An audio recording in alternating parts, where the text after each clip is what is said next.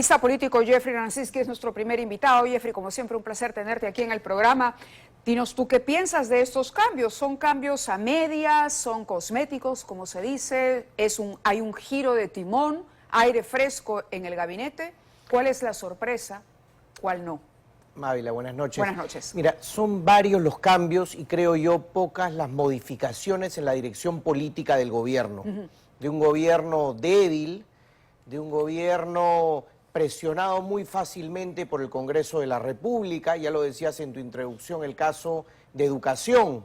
Yo creo que no es casual que la ex ministra ahora de Educación públicamente haya criticado esta ley aprobada en el Congreso con 101 votos, porque hay algunas materias en las que fácilmente se ponen de acuerdo todo el espectro político, ¿no?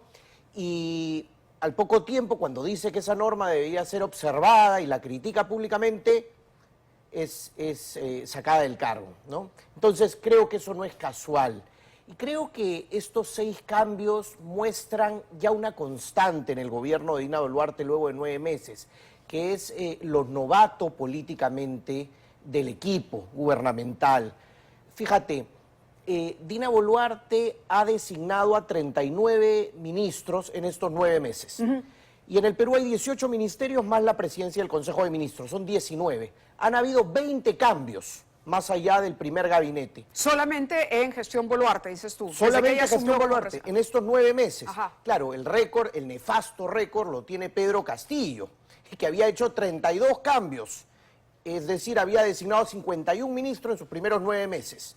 Pero los cambios que ha hecho Boluarte, 20 cambios, es mucho más del promedio que hemos tenido a lo largo de los últimos 20 años. Los cambios no están mal si es que los cambios finalmente son un reconocimiento de que te equivocaste y vas para mejor. ¿Cuál es el balance que tú harías? Hay quienes han aplaudido, por ejemplo, la incorporación de Ana María Choquehuanca, que podría considerarse la sorpresa de los nombramientos de hoy. Creo que Choquehuanca es la más experimentada políticamente hablando, o una de las más experimentadas políticamente hablando de los que ingresan al gabinete, porque si bien son 6 cambios, son 4 nuevos ministros, hay un par de enroques. Sí.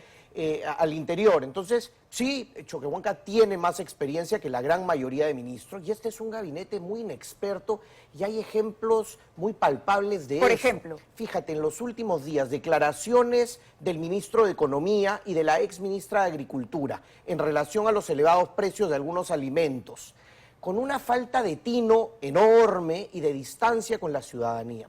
Un ministro de Estado es por definición un político. Puede ser un buen político o un mal político. No es suficiente ser un técnico especialista en la materia sectorial. Y un gobierno tan débil como el de Boluarte, lo que requiere es también voces legitimadas, respaldadas y aprobadas por la ciudadanía. Y eso no lo tenemos. Es el ideal, pero ¿qué pasa cuando eres un gobierno débil que le teme además al Parlamento y a la posibilidad siempre latente de una vacancia presidencial? Correcto. Y es lo que está ocurriendo evidentemente. Entonces, lo que ocurre ahora es que el Congreso de la República ya no presiona por los mecanismos jurídicos y políticos constitucionales, la interpelación, la censura. Simplemente envía algunos mensajes y rápidamente actúa el gobierno para estar en esa línea. Y yo creo que esa es un poco la consecuencia que estamos viendo ahora. Creo que hay un asunto mayor, más allá de estos cambios. Creo que hay una falta de dirección política y una falta de agenda pública importante. ¿Debió cambiar a Otárola? El presidente del Consejo de Ministros hoy probablemente respecto de los ministros tiene mucho más peso que la propia presidenta de la República. Entonces, en su entorno, no sé a quién más escucha con experiencia y con conocimiento de política la presidenta, la verdad. ¿Su hermano? Se dice que es un asesor en la sombra. Probablemente sí, ¿no? De hecho, creo que cuando fue ministro Maurate, tuvo como viceministro a su hermano, ¿no? Hace varios años. Y Maurate no ha salido, ha sido uno de los enroques. Al final del gobierno de Ollanta Sale de justicia, se va a trabajo. Exacto, pero en cualquier caso, fíjate que los exministros de Trabajo y de Educación habían sido muy críticos con el sector educación, con sindicatos y con normas aprobadas que iban contra la meritocracia y contra la carrera magisterial, que era ya una política de Estado, que comenzó el 2007 con García, que continuó con Ollanta Humala y prosiguió con Pedro Pablo Kuczynski. era algo en lo que habíamos avanzado y en lo que estamos retrocediendo mucho. Y hay muchas cosas que se produjeron con Castillo y que están continuando con Boluarte. Entonces, algunos hablan de estabilidad y yo lo que veo es un deterioro muy grande en muchos aspectos.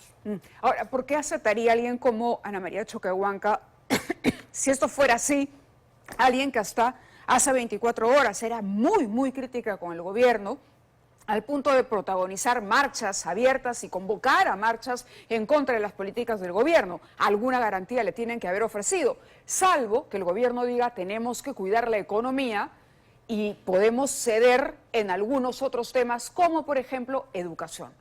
Y así todos en paz. ¿Tú crees que hay una negociación de ese tipo o algún tipo de cuoteo, por ejemplo, con el bloque magisterial o de pronto con alguna otra fuerza política como la de Acuña? Yo creo que sí hay un cuoteo, que sí hay aprobaciones previas de algunos líderes y algunos grupos políticos que de alguna manera garantizan esa convivencia hasta 2026.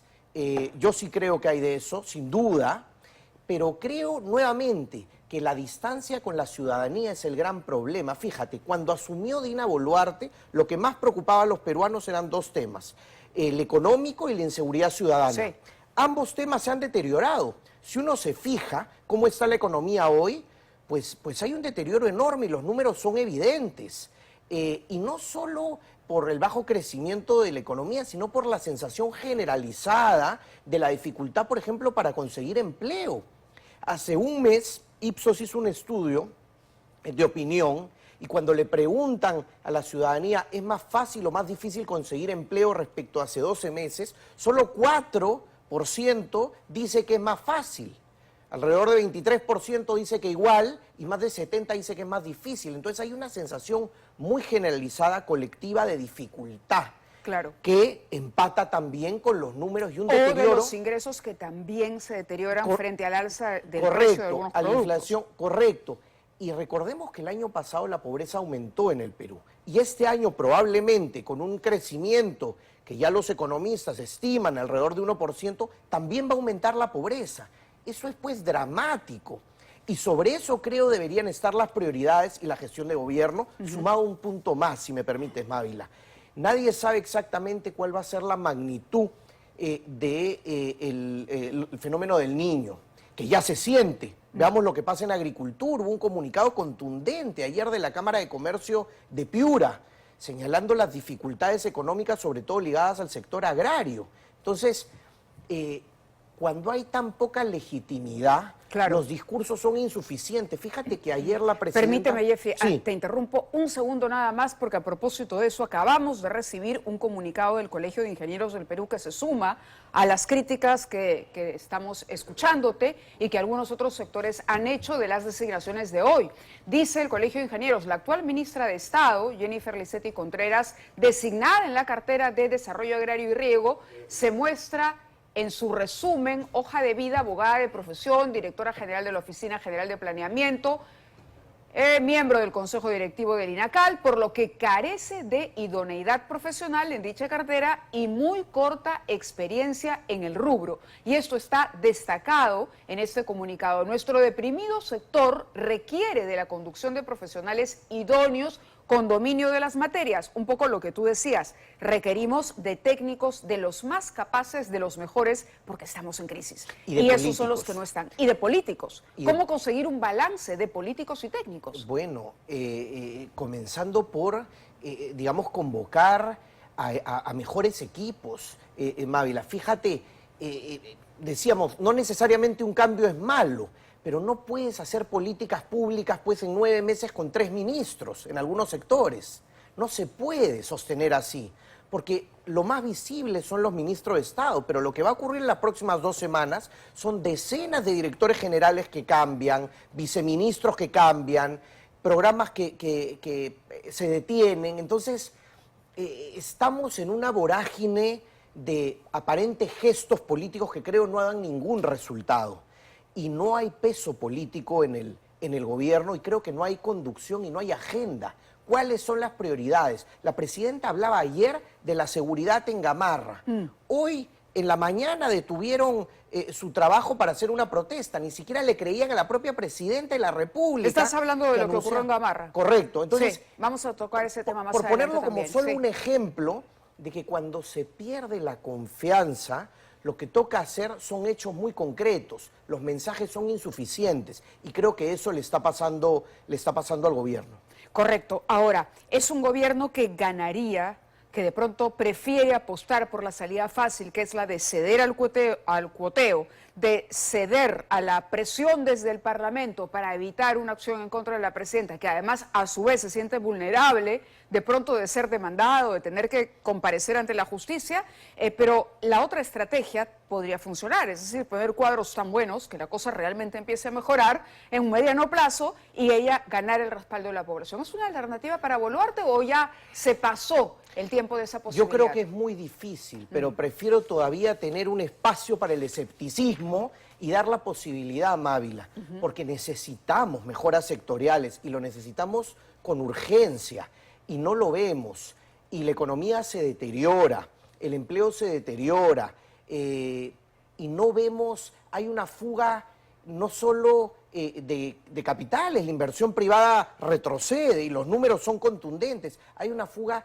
de talento, de capital humano, se está perdiendo en muchos jóvenes profesionales la esperanza de un proyecto de vida en el país y eso es muy grave. Y ese tipo de cuestiones tienen que discutir los políticos, para eso están. De acuerdo, Jeffrey, yo te agradezco como siempre que estés con nosotros, más aún en un día de cambios que hay que analizar con crudeza, hay que analizar con realismo, con crudeza y con exigencia al gobierno que los hace. Vamos a presentarles ahora una nota.